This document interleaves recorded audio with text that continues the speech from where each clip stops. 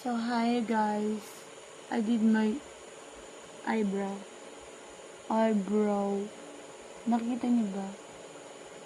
Manipis yan. Namipis siya sa totoong buhay. Yung sa kabila. Shit, ang gwapo naman. Joke lang. Tumaba ako, guys. It's been so long since I updated you with my channel. But I didn't get to because I'm so busy. Tingnan yung ginawa ko. Nagkalat ako. And it's already... basag na din yung ano ko. Nagkihalot pa naman yung kuya. Ayun pala, may time pala dyan yun. 12 na. 12. 30. Ano yun? 55. Oh my God. Mag-1 na naman. Tapos, I did my make. Hindi ako nag-makeup.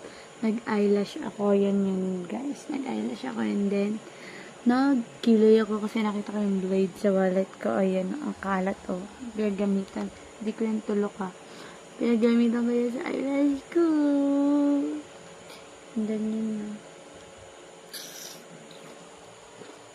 Damn right. I did that. Damn right. I did.